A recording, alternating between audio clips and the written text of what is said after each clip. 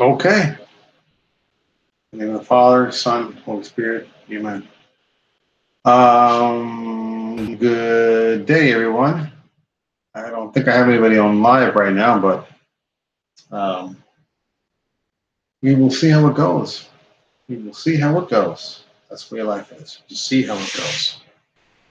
You get dealt a hand and you play the hand. And that's about as good you can do with life. Okay, so I wanted to today talk about God and his ways. I want to minimize this little bad boy over here because I have some notes I want to go over. And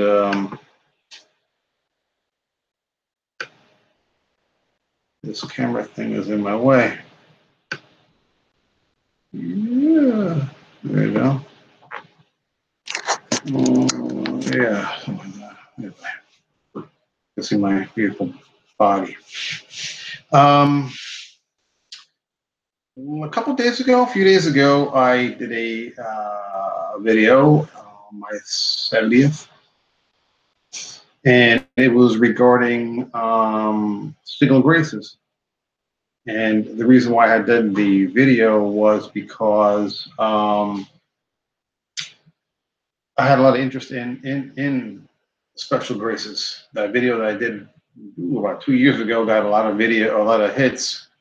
So I decided to revisit the topic, so to speak. So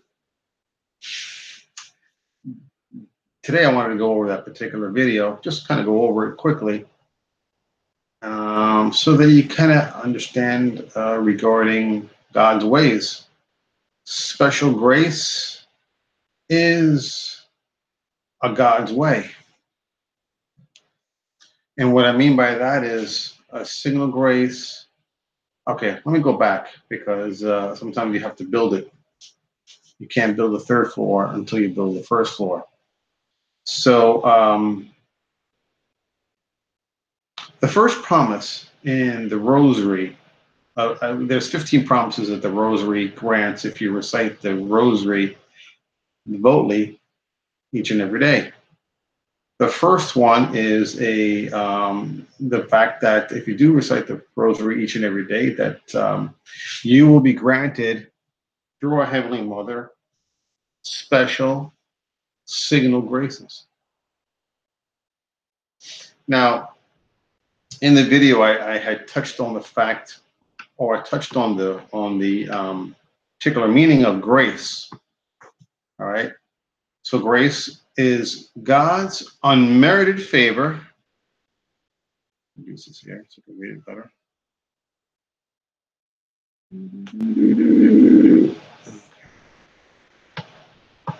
Let's see. Hold on. Get this over here. Put that on here. Okay. Let me try to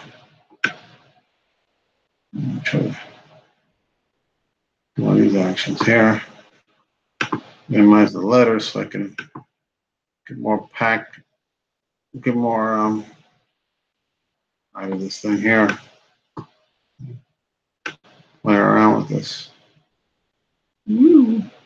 Okay. So basically, the meaning of grace is God's unmerited favor, basically His goodness toward those who have no claim on nor reason to expect divine preference. And I mentioned an example would be getting a choice parking spot when your back is hurting you. Okay? So you're driving, maybe going grocery shopping, and lo and behold, it's a beautiful day out, and there you're shopping, and you're in the shopping center, and it's a big shopping center, and you kind of go, oh, geez, hopefully I can get a good parking spot because my back is really hurting me, and boom, you get some choice spots right next to the handicap spots, and then you go, oh, thank God.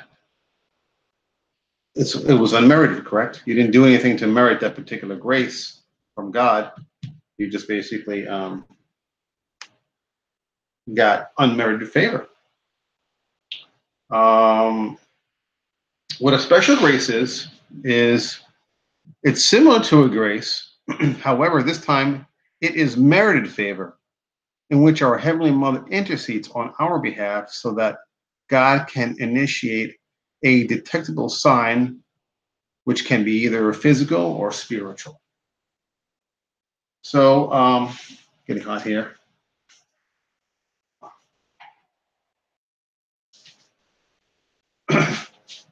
And the ball on me a little bit. And let's reduce this thing here.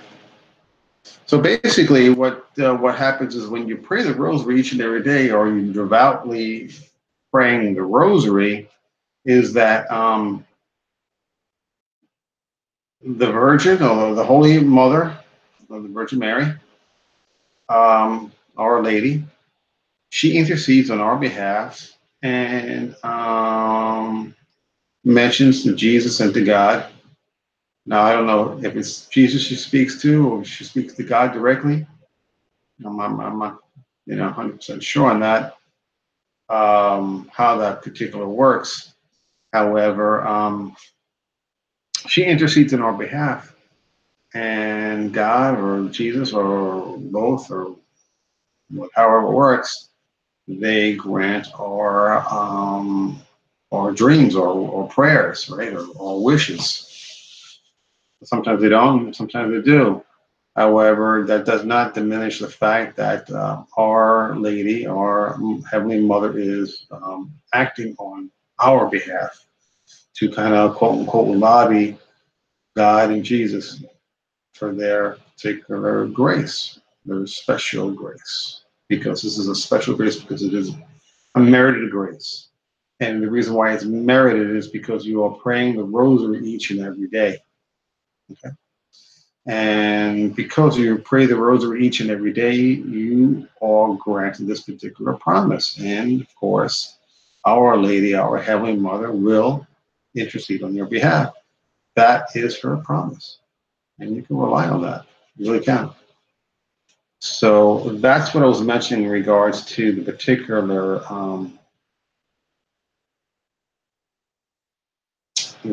video I did, the last one that I had done.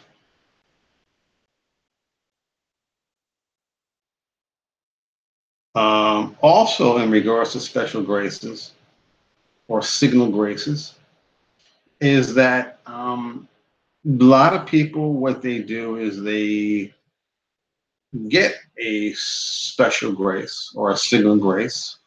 Now, these people are devoutly praying the rosary, okay? So they're devoutly praying the rosary each and every day, and they may get what they call a coincidence, right? Like, for example, hey, that parking spot might have been a coincidence, right? Could have been. But that's just a small little type of, thing that might happen to you, a grace, right? And I'm not going to overly analyze a parking spot, However, it can be something that's a little bit more involved or more determining in your life.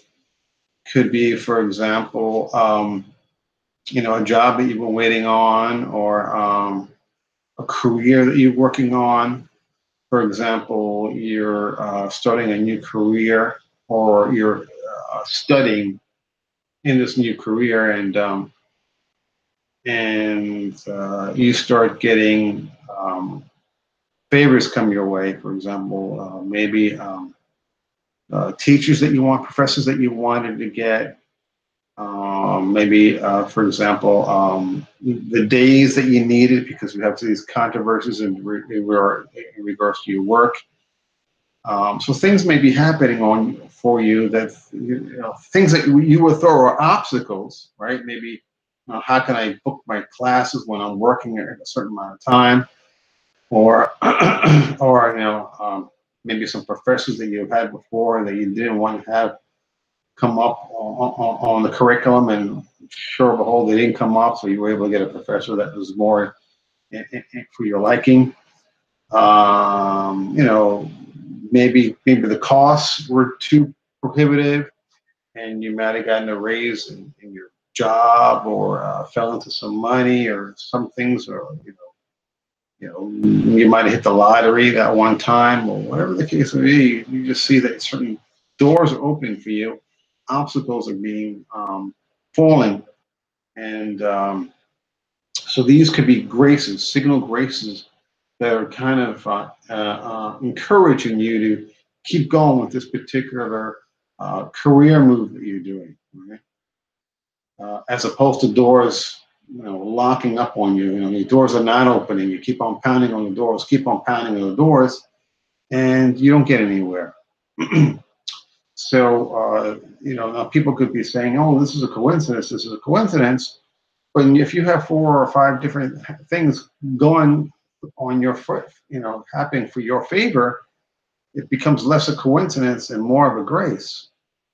And so these are the things that you get to learn and appreciate over time as your spirituality continues to grow and becomes more and more embedded in the things of God. You'll be able to separate a coincidence from a certain grace, and so that'll come in time as you keep on praying and praying and praying and getting more divine, so to speak. The one thing that I did want to mention in regards to a signal grace that I received back earlier this year when I was doing tax returns. I do taxes for a living. It was the last day of the tax year, before extensions, of course. And I had 2 clients that for whatever reason, came down right to the deadline. And I was able to get the tax returns done by around 1, 2 o'clock in that afternoon on the last day of the filing deadline, which was the 17th of April. I think in the other video I said the 15th. It was the 17th. But you get the point. So I finally got the tax return done. I got the paperwork signed, the releases that are signed so that I can electronically file the tax return to the IRS. And like I said, it was around maybe 2 o'clock in the afternoon. Hey, they work, as long as you get it in by 12 and it gets accepted, you're fine. So here it is, 2 o'clock. I got plenty of time, because usually in the last couple of days of the year, the IRS kind of speed up their processing of electronically filed returns. They don't process them, but they kind of accept them quickly. They kind of put a priority on that, especially on the last day, The year was the last day of the tax season, and lo and behold, I sent the tax returns in, and figuring, all right, it'll be about an hour or 2 before I get the acceptance of these returns. I'm doing good. I'm fine. No problem. Because I had it before, years before that. Man, it was 9, 10 o'clock at night trying to get the tax returns done. That's more of a nail biter. 2 o'clock in the afternoon, 2 o'clock in the afternoon, that's fairly good. Speaking. So, it was about 4 or 5 o'clock, and I checked the electronic file returns, and it had been filed with the what happens is it has 2 steps. It goes from our office to the software company, and then from the software company to the IRS, and if it has to go to a state, also goes to a state. These weren't state returns, they were just federal returns, so basically I had to worry about the IRS accepting these returns. And what they do is there's a 2-stage with the IRS. They receive it, and then they accept it. And that usually takes, I don't know, it'll take maybe an hour or so from the receiving of it to accepting it, because when they receive it, they basically give it, they check it to see if it's on the surface okay. Like, for example, the Social Security numbers are matching, the certain things that they're looking for, and misspellings and things of this nature. If it looks okay all from the surface, it gets accepted. That particular day, the IRS had a certain problem with their with their electronic filing system, and which I didn't know till later on. And I've been working in Texas for years and years, and I never saw anything like that of that nature where they would get, their electronic system would be basically down. Now it might be slow, blah blah blah, but down on the last day of the year, filing season. That's for me. That was something new. So basically, I was sweating it out. I was starting to get to 7 o'clock at night, and I'm hearing, okay, now I got only less than 5 hours to get this thing in. And I already sent it in 5 hours ago. Should have been already accepted. And here it was. It was just with the. It was sent to the accepted by the software company, but it hadn't gone from the software company to the IRS. So I'm like, oh, great. No, kept an eye on it. 8 o'clock, same thing. 9 o'clock, the same thing. 10 o'clock, the same thing. I'm like, oh, no. This is not going to get accepted. These two tax returns are not going to get accepted, even though I filed them on time, and they weren't even received by the IRS, much less accepted. And here it is. Not even 2 hours to go. Oh, man, I was sweating. And then I planned on going to the to my office to basically build my case, because when it comes to the IRS and it's supposedly late, you got to build your case. You have to prove your point that no, I did send it on time, this, that, and the other thing, because it's basically you have to prove that you're innocent as opposed to you them proving that you're guilty. So it was around, I had a late dinner that night. I was eating dinner around 10:30. And I said to myself, well, once I have dinner, I'm going to, go to the office and get my paperwork in gear and all lined up in case the IRS comes a knocking.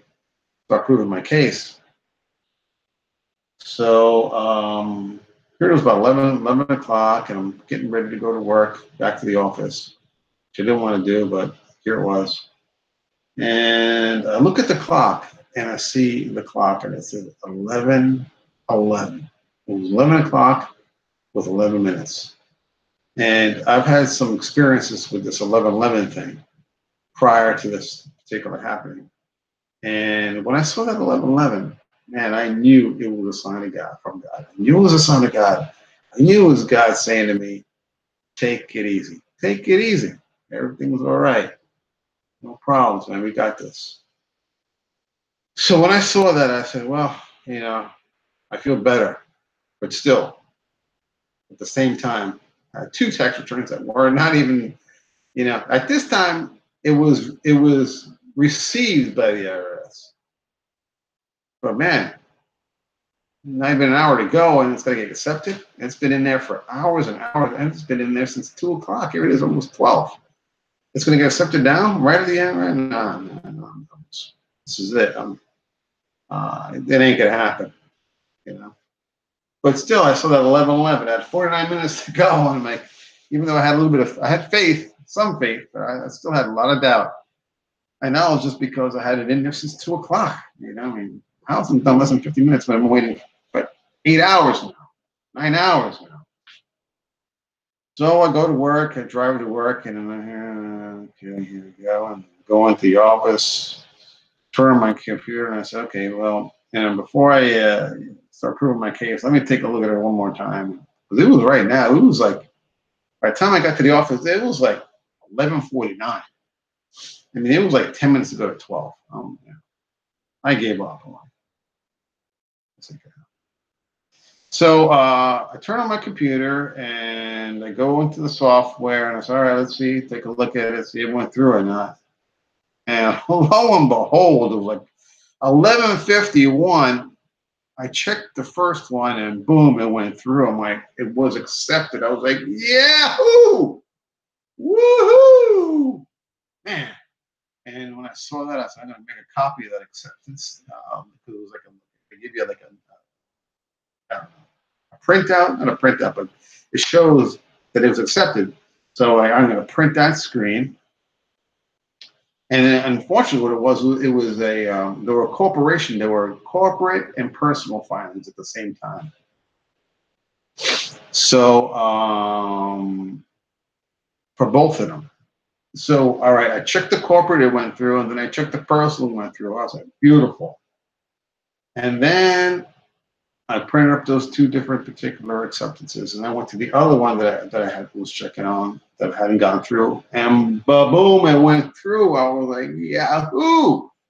Man, it was like 11:56, 11:57 this time. So let me print this thing up before, before 12 o'clock hits. I want to get the copy. I want to get the affirmation on the 17th, which was the deadline. I didn't want the thing to say the 18th.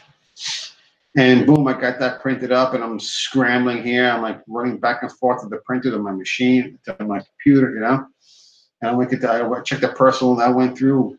I'll print that bad boy up, and then at the end, like with a minute to go, 2 minutes to go, I emailed both clients and I sent them copies of the affirmations that was accepted on the last day of the deadline.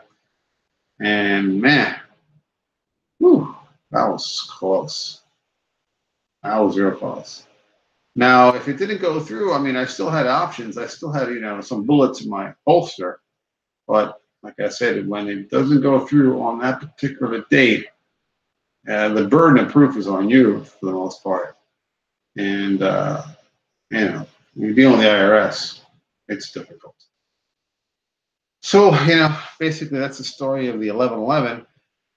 And, but basically, going back to what this whole thing started out is in regards to talking about God's ways. And God has certain ways, right? One of his ways is those signal graces. Those signal graces is a way of God.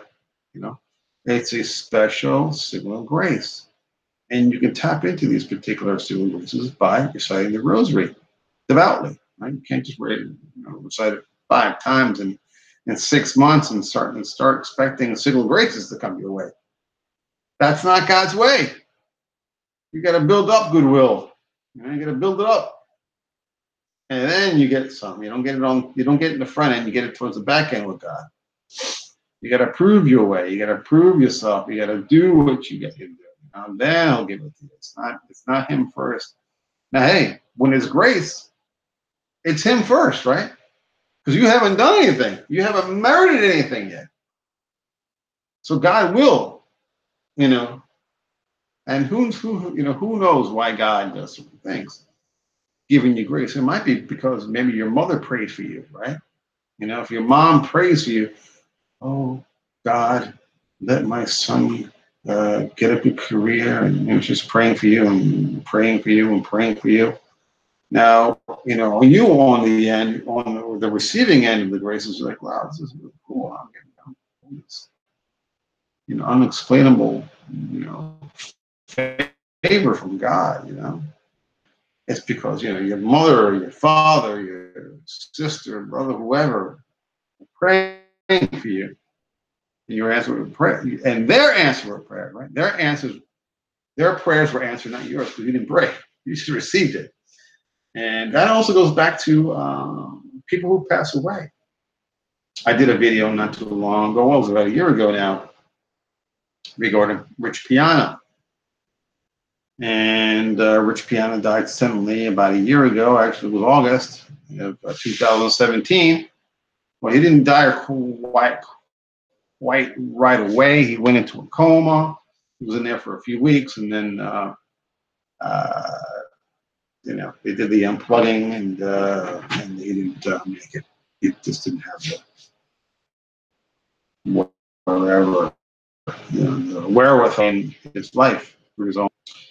So Rich Piana was a person who basically had died quite suddenly, and of course, when you die quite suddenly, you get sacraments, right? The Catholic sacraments on your side. So hopefully, and I prayed when I did find out. See, I was actually in another country when Rich Piana had that particular thing happen to him. where he actually had a heart attack and he fell and he hit his head and it did some damage to his head. But that was secondary. What was primary was his heart and the fact that his heart gave out. You know, a lot of people were focusing on his head, but it really wasn't his head. It was really his heart that got messed up. It was a large heart. That causes a lot of problems. And but basically, what I'm trying to say in regards to God's ways is when people do pass away, we have the ability through our rosary prayers to pull that person into God, into heaven, pull them into heaven. Hopefully, they'll go straight into heaven. I hope and pray that the Rich Piana went straight to heaven. But I did pray a rosary prayer when I did find out he did die in his behalf, and that is all basically for his well-being in his afterlife. That prayer was particularly for him and for his afterlife, and hopefully he's happy and lifting weights in heaven. And I just hope he's there. About a week ago, I was watching one of his older, well, they're all older, right? His videos, and I was just saying, why did you tell me this? I never met the guy, Rich Piana, but you grow fond of some people that you watch on videos. And he was always kind of bizarre to look at because he was just so muscular, and these arms were the size of somebody's hips, and all these tattoos. But the tattoos are not a big thing. The guy was just a freak. Really was just a freak. So he was entertaining to watch. Very intelligent, down home guy, and but I don't know. He never really mentioned regarding anything about God. He would always mention. He would say "God damn it" a lot, which is not going to give you any favor in regards to God. And I spoke about that in regards to one of my videos I did a while back, that the third commandment is taking the Lord's name in vain. And when you say "God damn it," Jesus Christ, and that's what he said a lot. He said, "God damn it, Jesus Christ." Now he would just use it as a phrase, but still, you can't address God and God's Son. You just can't do that. It's not the way God wants things to happen. God wants his name to be addressed correctly. It's important to him. That's why, he made it the third commandment. Don't take my name in vain. Don't take it in vain. God wants respect. And when you say Jesus Christ, right? Jesus Christ, right? That's not good. You say, God damn it. That's not good. You got to get those phrases out of your mouth. You really do. It affects God. It affects God. It involves God. In the name of the Father, the Son, and the Holy Spirit. It's in the name. Not the Father, the Son, no. It's in the name of the Father. Okay? So don't say, Jesus Christ. God damn it. Don't say that. Just don't say it. You're not going to get any favor from God. You're going to get the opposite. You're not going to go up. You're going to go down. Just refrain from saying that. It's not that hard. Believe me, I have that bad habit too. And many times I'm biting my tongue. Biting my lips. And it's just a habit that I got to break. And I'll cut it halfway through or 3/4 way through. And I'll say, "Sorry, God. I'm sorry." It's a habit. And I think God, he understands. It's just a habit. We got to kick the habit. But these are understanding God's ways. It's important understanding God's ways. I tell my wife, I say, whenever you buy something, we have to you buy anything, a computer, a bicycle, even a can opener. You have to. That particular product has a system to it. It has its own ways, and it's our job to understand the system, its ways, right? When I buy a computer, I got to learn the computer. How do you turn it on? You know, how do I scroll the mouse, right? All these different things. You know, where do I plug this in? Where's the CD going? You have to learn. It's the same thing. So God has his ways, and the way, for you to maximize any product or anything that you have, that you purchase, you have to maximize it by understanding how it works, right? And our life is like that. Our life is like that.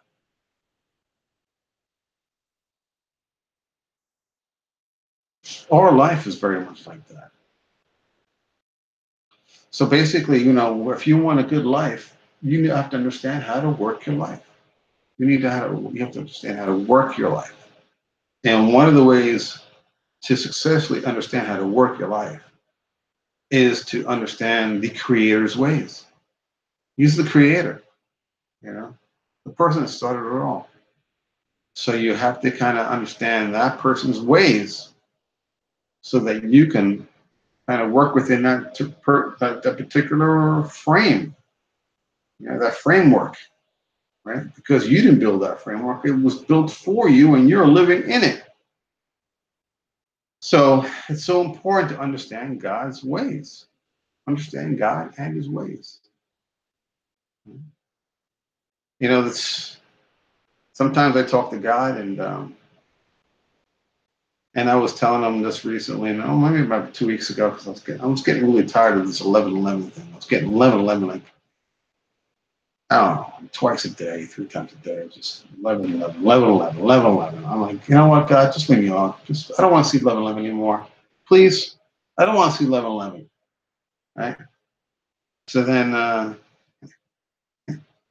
God starts giving me 11:10s or 11:12s. You know what I mean? I'm like, great. But God has a sense of humor, and he likes to mess with you, really. But he does it. I guess he's got his ways. He's got his ways. He's got his things that he wants to get across, accomplished. And so you can say, I said I was mad. I was like, God, I'm tired of seeing this 11:11s. Tired of it. Let it go, please. I understand. Just let me be. Let me be. And then he did. And then so he gave me 11:10s. But that was that. I'm looking outside here, window.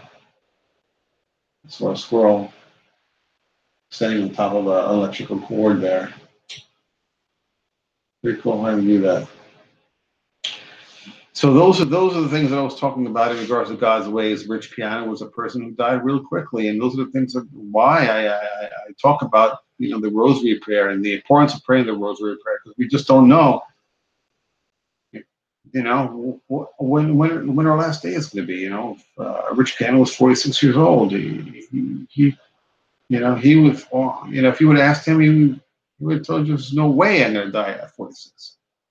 This guy was working out. He was, taking care of his body, so quote unquote, but he still was, going heavy on steroids and certain supplements he takes.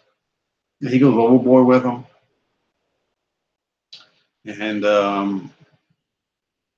But he would say, "Oh, I'm taking my vitamins for my liver, and I'm taking this for some other health thing." And he'd mention, guys, you gotta, be healthy. Don't do things overboard. I do stuff overboard, but don't do it overboard like I do it.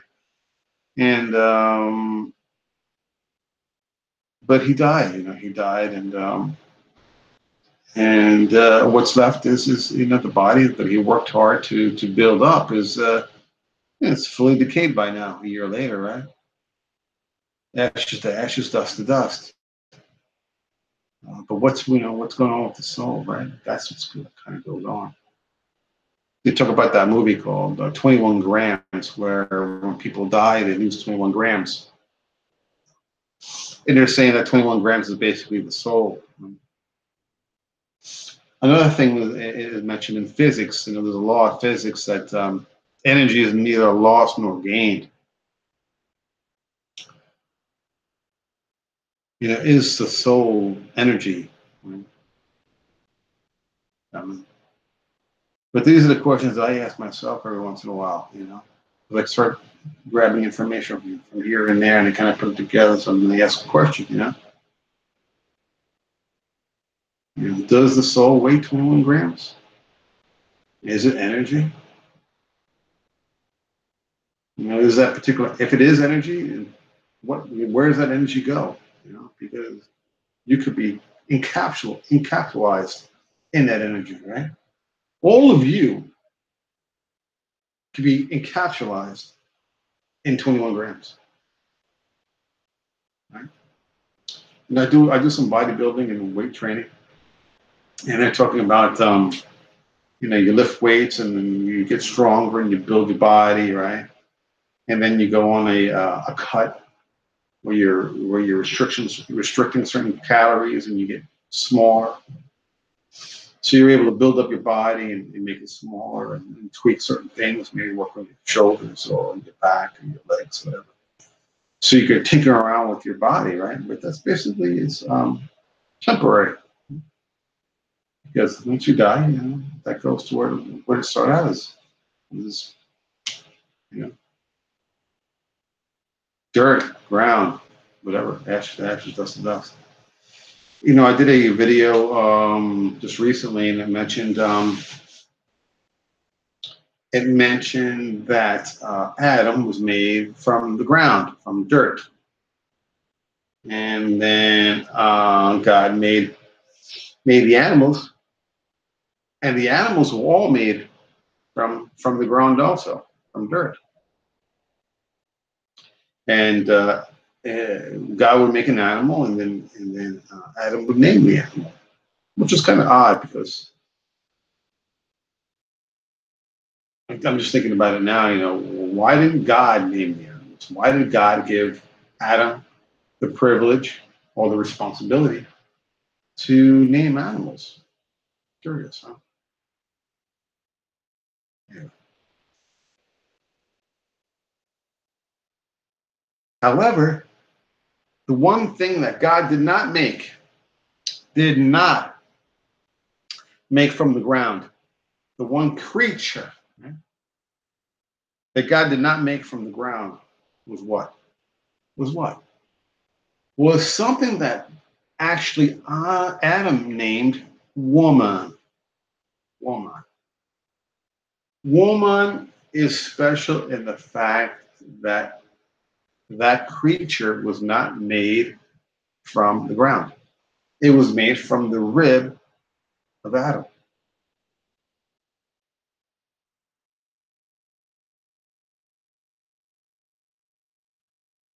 I mentioned in that particular video because the video is regarding it was titled or is titled "Is God Anti-Gay?" Now, if you go back to Genesis 2, God was saying to Adam that I have to get you a suitable helper. And he mentioned it twice. I need to get you a suitable helper. I need to get you a suitable helper. Suitable, right? Not just a helper, a suitable helper. Okay.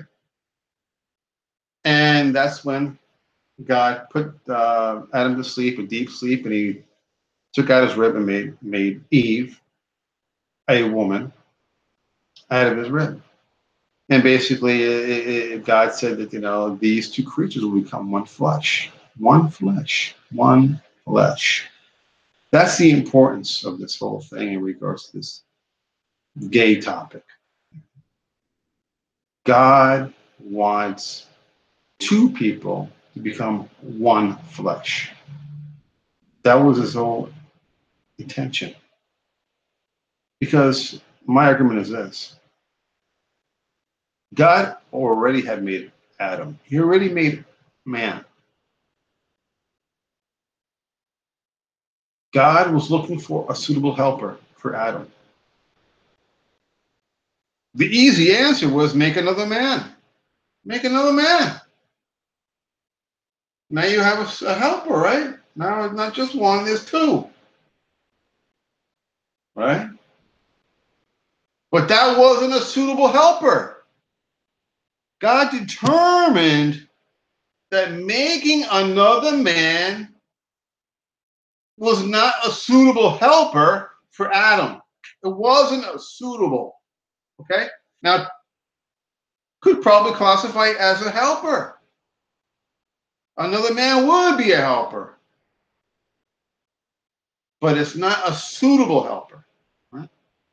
You know, I tell people, I say, you know, when you have a certain problem that you're trying to try to figure out a solution, I say, you know what? You know, there's probably 5 or 6 solutions to this particular problem.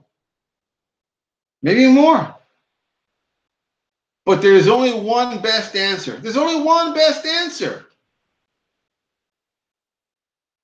Right? There's only one best answer. There's not 10 best answers.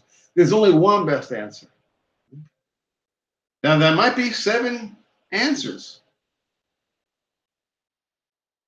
And that may solve that problem, that dilemma. But there's only one best answer. And in this particular dilemma, because the dilemma was, I have to get Adam another helper. I helper. He needs a helper. Right? Now, this helper thing hasn't, you know, it's, you know, you have to understand, you know, with the Bible, you know, it kind of sometimes if you just look at it on face value, you know, well, you know, helper, get him a helper. Hey, that's a big deal, helper. It was more involved than that. God really wanted a mate. God really wanted, you know, he wanted more than just a helper. It was more involved than that. There was lots of layers in there. He understood man because he had made man. So he understood what man needed. That's why he put Adam to sleep and took out one of his ribs and made a woman out of the rib. It would have been much easier for God just to make him a man. Right? He hadn't done it once before. But it wasn't a suitable helper. It wasn't a suitable helper. So God, if he wanted 2 men,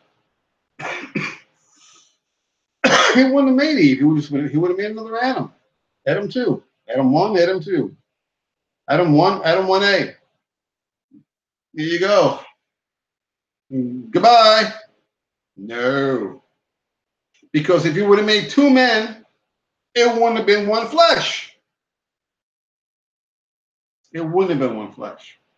And God's objective, his desire, his end goal was to make 2 people,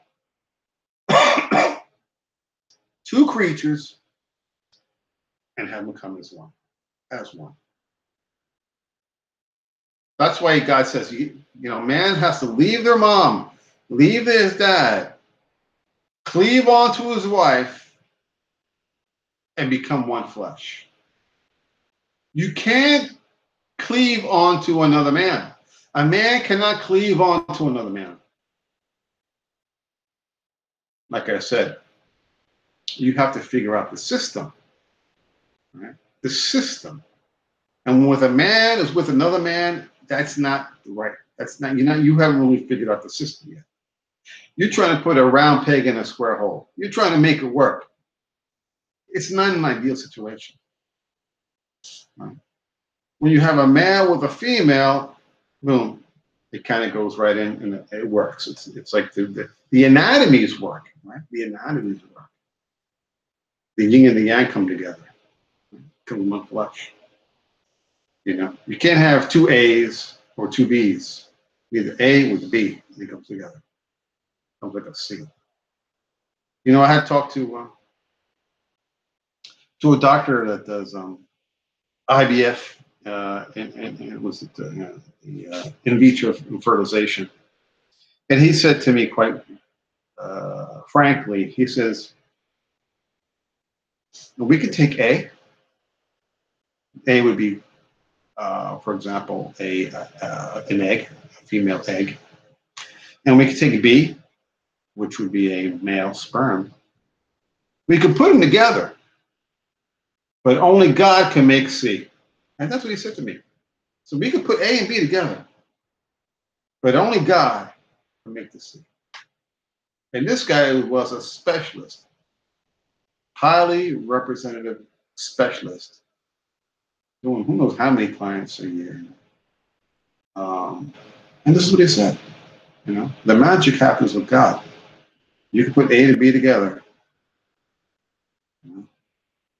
You're gonna get a C out of it. And that's kind of what God was trying to do with with Adam and Eve. He's trying to put two two forces and make it into one. Which is a trick in itself, right? Think about it. You take two creatures that can do their own thing, independent, and you can put them together, and then it becomes it's almost synergistic, right? 1 + 1 = 3. 1 + 1 = 7. Depending on how good you can work it. But the whole idea is, and what synergism is, to make it greater than 2, right? And that's how I kind of look at marriages. I look at marriages as 1 and 1. It's got a marriage has to at least equal 2, right? At least, because you're putting 2 into it. Preferably, you want to get 1 + 1 = 3 or even higher. But if you have a marriage where it's 1 + 1 and it's 1, then that's not a good marriage. It's a marriage. It's probably should be able to be more broken up. It's got work to do, right? Because you don't want to take 2 and come out 1. You want put in 2 and come out well at least 2. Hopefully a lot more than that, right? So these are the things that you have to kind of think about in regards to God in his ways. Trying to understand. So many times we just kind of take scripture, takes certain stories that go on, and we just kind of I don't know. We don't really take it, and digest it. We just kind of like it. Just just it's like you just don't believe it. Like Noah's Ark. How can that be, right? Noah's Ark. You're putting all the animals in an ark, and 40 days raining and the flood of the whole world, and that's ridiculous. All these things. David Goliath. There were giants in the world. Giants. Come on. They might have been tall, but they weren't no giants. So you have all these stories that Lazarus, come out of the tomb, Lazarus, and he's coming out like a mummy. Come on, the guy's been dead for how many days? Now he's stinking already, and all of a sudden he come out of his tomb. Because Jesus said, "Rise, Lazarus, rise." That don't make sense. There could be a guy be dead for days, and then come out of the tomb walking. Come on, that's ridiculous. Sodom and Gomorrah. How can God just blow up 2 cities like that? You go on and on and on with particular stories and parables in the Bible. So a lot of people just look at it as almost like another science fictional movie. Get your popcorn out and some Coca-Cola, and let's watch some type of Jesus movie, or let's watch Sodom and Gomorrah, or whatever, Cain and Abel, whatever story you want to watch, and get your amusement.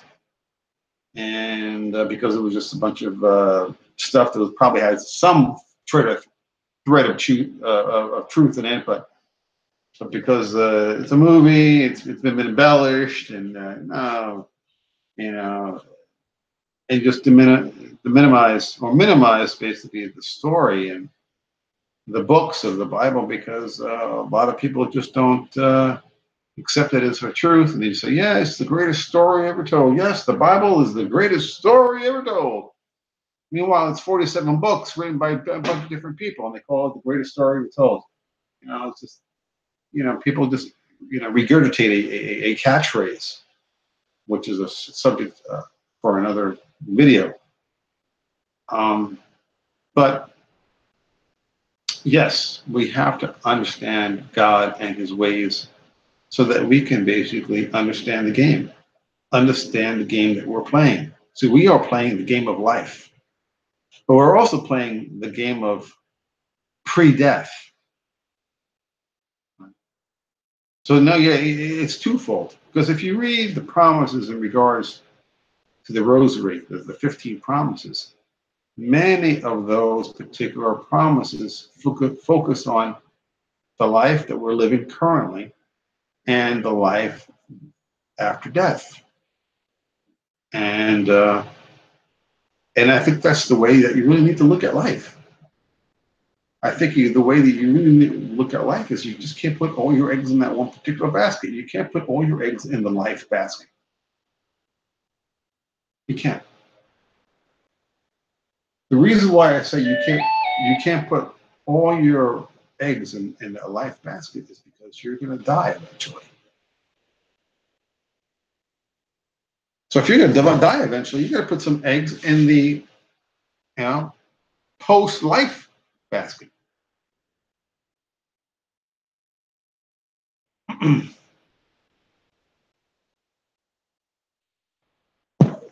And we are so basically concerned with our life. Our little lives are basically, really, when it comes down to it, our lives in the grand scheme of things.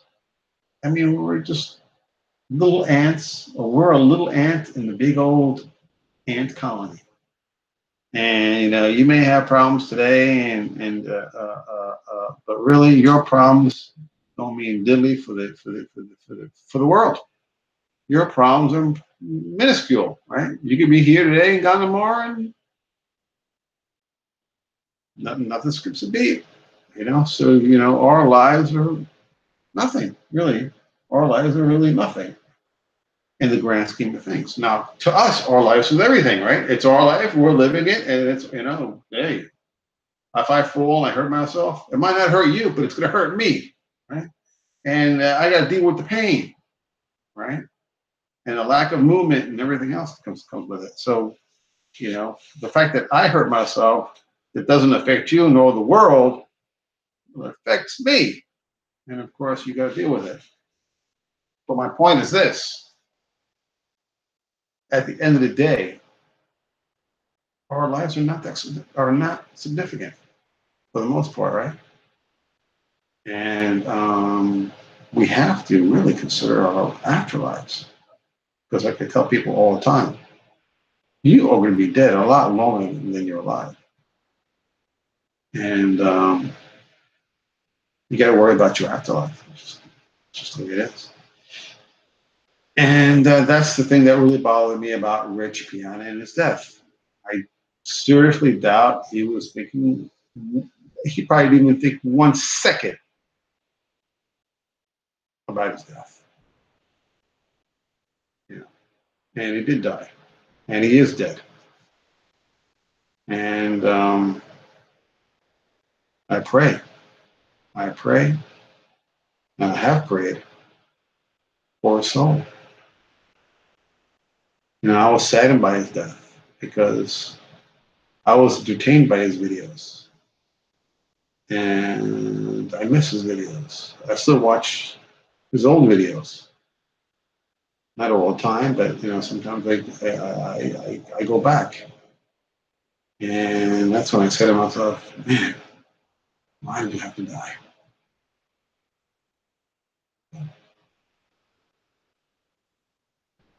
He's dead now, and I'm gonna be dead, and you're gonna be dead, and then what? And then what? And that's the whole reason of this channel. We're all going to be dead. That's life.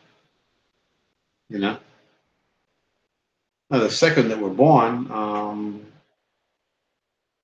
is the same second where there's a countdown. countdown to your death.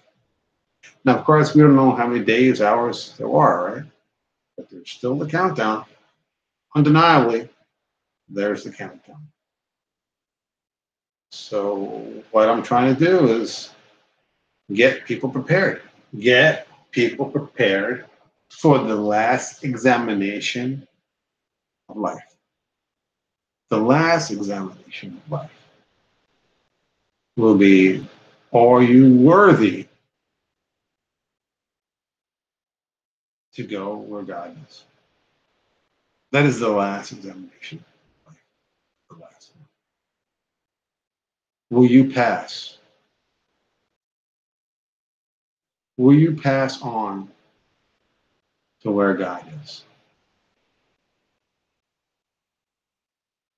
That's the last exam. And I hope and I pray that you will pass that exam. That's the reason for this channel. Oh, yes. To awaken people. Awaken people. Stop thinking about stuff that really is mindless. You know, these tabloids talking about people that, you know, how can you be concerned about people that they don't even know you? They don't even know you. And you're concerned about these people? You're reading about the gossips and the gossip about these people that they don't even know you. They have no clue who you are. You can be in a coma. They have no clue. So then why are you so worried and so moved by these people and just so, you know, when they don't even know you? Now, hey, if they're teaching you something, if you could pick up some wisdom from these people, great. Yeah, you could, hey, I like Rich Piana, right? You know, and I enjoyed his videos, but I'm not going to get involved in certain gossip, whether he was killed from steroids or whether he had it was a hereditary, or did he get it through some, who knows, right? And you know, they have people like to gossip. You know what? Like I said, you know, at the end of the day, he's dead. You know? And let's just appreciate his life and what he meant to you, and what he meant to me, and to pray that he's in a better place. And that's it. That's it. Now, whether he, you know, did take drugs or didn't take drugs, or should, you know, maybe should have went to the doctor more often, you know, whatever the case may be, because there were people, you know, and there were some videos that you would hear maybe be like he was running, he just finished running a marathon, and this is, you know, and it wasn't normal. You know, I should be out of breath, just sitting, talking. Come on. So, you know, there were warning signs, and but he was just so busy with his life that he didn't really take time enough to really check his health.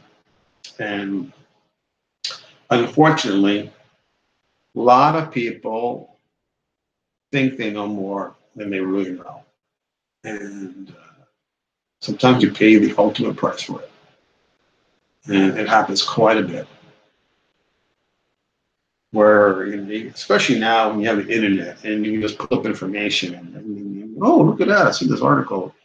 Oh, I just have to take this and that and the other thing, and I'm good. Oh, I don't know the doctor. I'll just take this, that, you know, do this, and then boom, I'll be fine.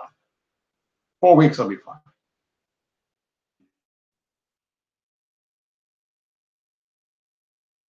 It doesn't work out that way, you know. Sometimes a little information can be very, very dangerous, and you know, you think you know more than you really know, and it becomes fatal. Fatal. It happens a lot in businesses. You know, people get started with businesses.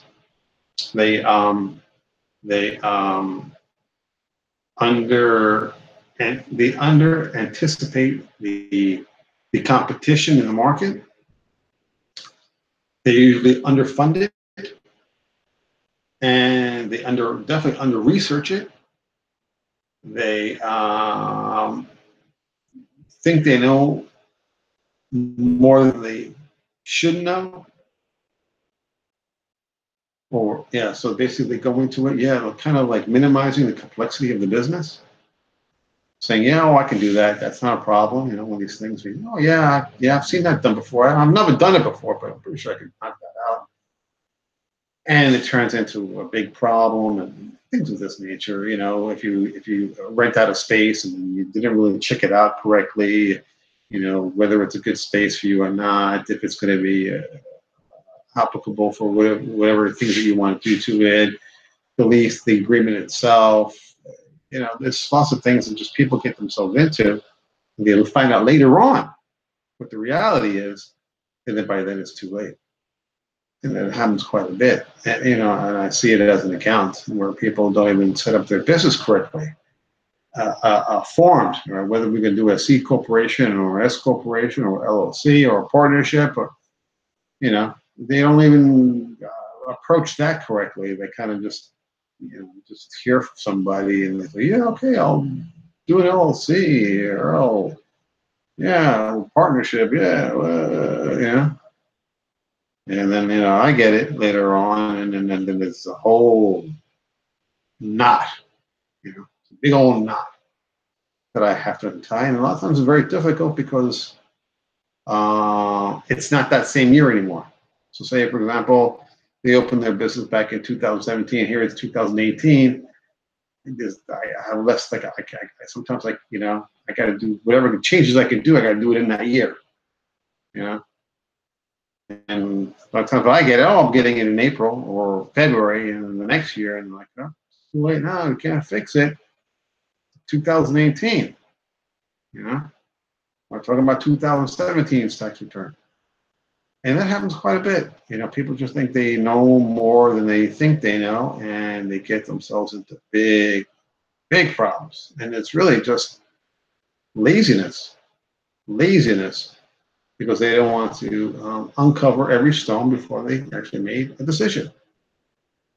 You know, they make these quick decisions, and then later on, there's the ramifications of those decisions.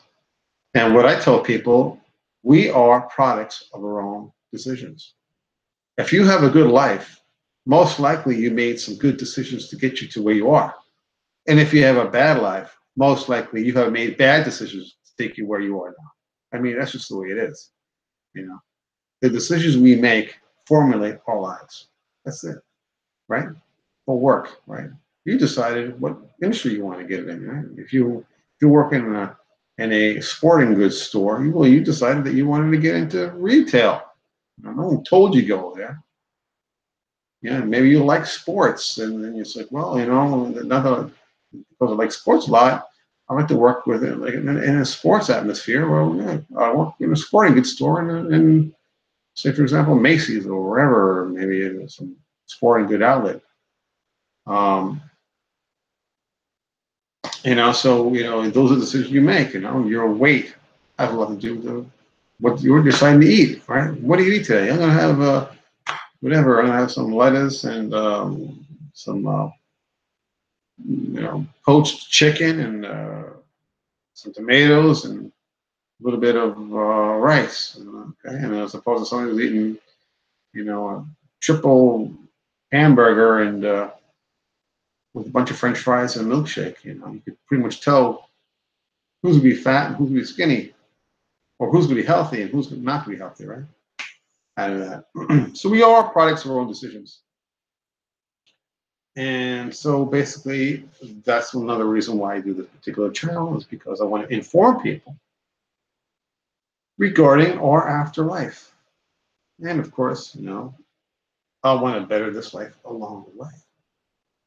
But like I said, and like I've always said, you'll be dead a lot longer than you're alive, as far as I know.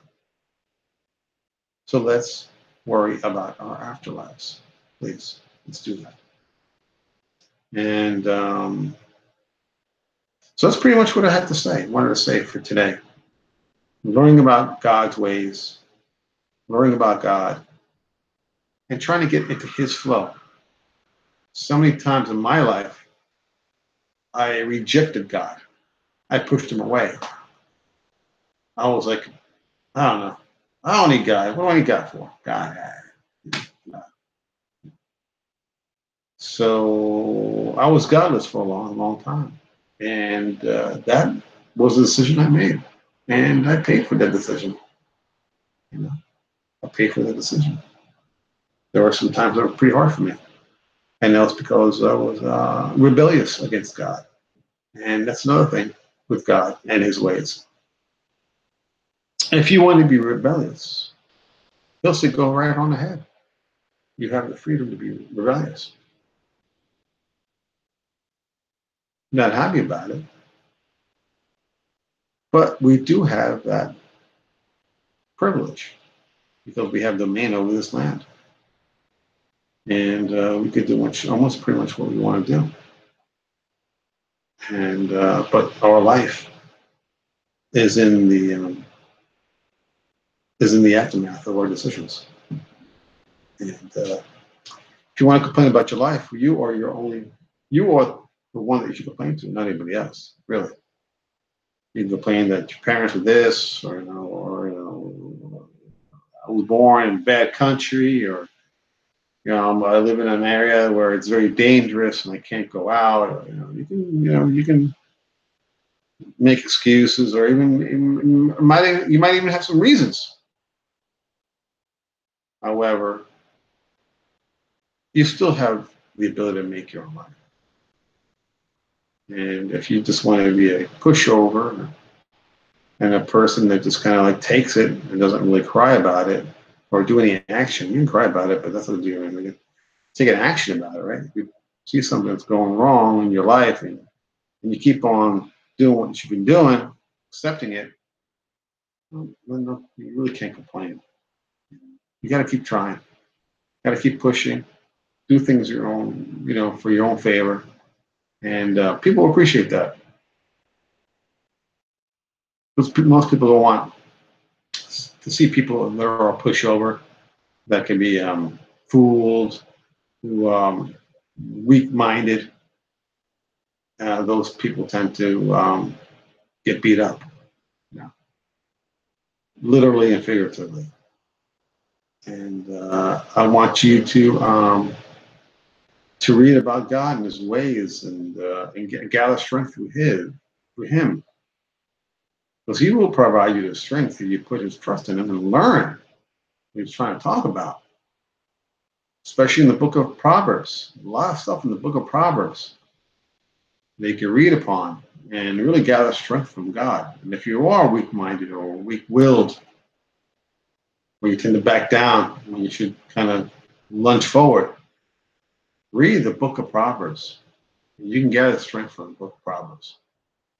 A lot of wisdom in the book of Proverbs. Written by, as far as I know, King Solomon. And who was considered the most wisest person in the world, and there's a whole story behind that. That is for another video. Well, people, this was my first Google Hangout streamed live video, and I hope you liked it. I hope that you gathered some information regarding it, that you're learning about God and his ways, and how to basically learn the game of life and how to become a winner in this particular game. Well, thank you, and as always, God bless.